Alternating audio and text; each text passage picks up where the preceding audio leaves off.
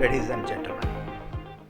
I'm very happy to stand here today to talk on this air pollution strategies for mitigating air pollution risk that cause cardiovascular disease.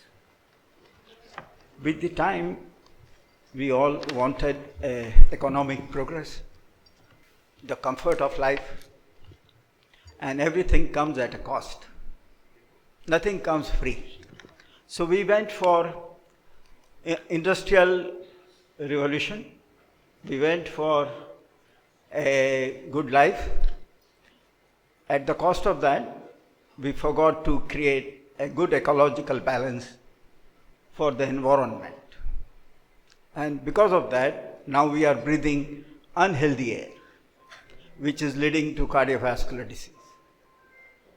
So, and that unhealthy air leads to 2 lakh deaths in United States, 1.6 million deaths in China, and second best is 1.3 million deaths in India per year. 80% of the deaths are due to air pollution are due to cardiovascular disease. And indoor air pollution is not behind. It contributes to 60% of death due to pollution. So air pollution also increases the risk. If you have a hypertension, you are breathing unhealthy air, you are bound to have more hypertension, smoking effect will be more, physical inactivity effect will be more. And we are now 95% urban population. So air pollution has two aspects. One is gaseous air pollution and particulate pollution. Gaseous is carbon monoxide, nitrous oxide and sulfur oxide. Whereas in particulate fumes, mist, fog, smoke and other things, etc. What is important to learn is the size of the particulate matter. If size is between 2.5 to 10 micrometer, then it can inhale and go up to only upper respiratory tract. It cannot go down in the lower respiratory tract, but if it is less than 2.5 millimeter micro size, it will go to lower respiratory tract. Plus it is inhalable by alveoli if it is 1 micrometer in size, less than 1 micrometer in size. And if it is ultra fine, only 0.1 micrometer, then it can go to bloodstream and whole blood and can cause various side effects. What is fine particle that is less than 2.5 millimeter has is predominantly carbon, elemental carbon and organic carbon. Whereas the coarse fraction that is between 2.5 to 10 micrometer has maximum of ammonium inhalation. It's not the outdoor air pollution, it's the indoor pollution also which is very important. It comes from bathroom, air conditioning, living room, outdoor, bedrooms, laundry room and kitchen. Can you believe that all that can cause air pollution and death? Now how it causes the cardiovascular disease? Once it is inhalated by alveoli, it causes pulmonary oxidative stress and inflammation and systemic oxidative stress and inflammation. When it causes pulmonary, it directly causes from the pulmonary nerve, reflex arc, it causes imbalance in the autonomic nervous system, both sympathetic and parasympathetic, and leads to arrhythmia, myocardial electrical vulnerability, altered autonomic outflow to cardiovascular system, and cardiovascular oxidative stress. And all this together, once it is gone to the blood, ultrafine metal, then it also leads to cardiovascular disease, which can cause vasoconstriction, hypertension, endothelial dysfunction, cardiovascular oxidative stress, cardiovascular inflammation, coagulation, thrombosis, atherosclerosis, and plaque vulnerability, which can lead to acute MI, the stroke, and the congestive heart failure and chronic atherosclerosis. This is one report, State of Global Air in 2017 from America.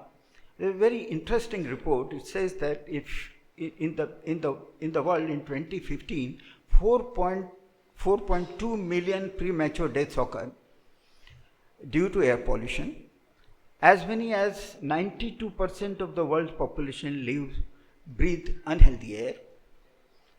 And India and China together forms premature death 52%. 52%. And India accounts world's second highest toll in terms of premature death due to air pollution. And it also increases the effects of high blood pressure, side effects of high blood pressure, smoking, high fasting plasma glucose level, diabetes, high total cholesterol, and ambient particulate air. You can see the ozone deaths are maximum. Ozone causing premature deaths are maximum in India, and China is second best here. So India tops the dubious list of highest number of premature deaths due to ozone pollution. And these are due to ozone are showing a much higher rate of increased deaths related to particulate matter. So how do we now create strategies to mitigate the risk? The most important is look at the indoor pollution. That is something which all of us can individually control in our own residence, in your own home. And by taking care of various small things like avoiding use of candles, incense, sticks, air fresheners indoors, and discontinuing the use of solid biomass fuel.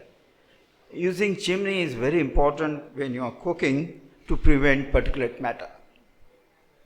So exposure to generated by cooking and frying can also be minimized if you use chimney, and airborne particles can be removed from various gadgets that we use indoors.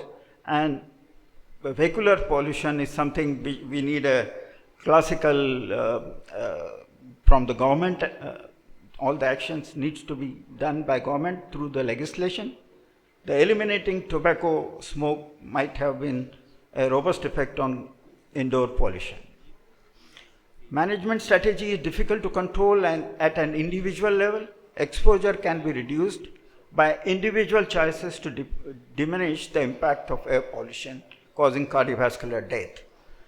And high pollution, especially traffic pollution, we need a proper legislation and proper system. Electric vehicle and other things are already in the process, trying to create a balance.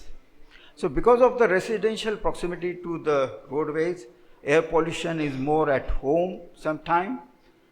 So to take home message, 80% of all deaths due to cardiovascular disease is due to cardiovascular disease in air pollution, and 60%, more than 60% from indoor air pollution, particularly due to ischemic heart disease, arrhythmia, heart failure, and cardiac arrest. Most indoor pollutants can be eliminated by maintaining clean living environments, and residential proximity to major roadways increases the exposure to traffic pollutants. This is mentioned in the Brown Wall, a very good take-home message for air pollution. Now CSI has started certain activity to mitigate the risk. We have started spreading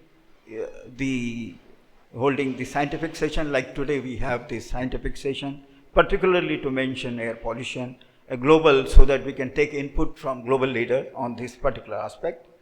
Started a separate air pollution council in our CSI, and that council will do a yearly meeting and spread education, community education on how to reduce the air pollution and how to mitigate the risk of air pollution. Spread awareness amongst the community through a separate, CSI has created a website for public education, and that will be inaugurated next year somewhere. It's in the process of this first time, and it will also help in reducing indoor air pollution and cardiovascular risk factor. Thank you very much for kind attention.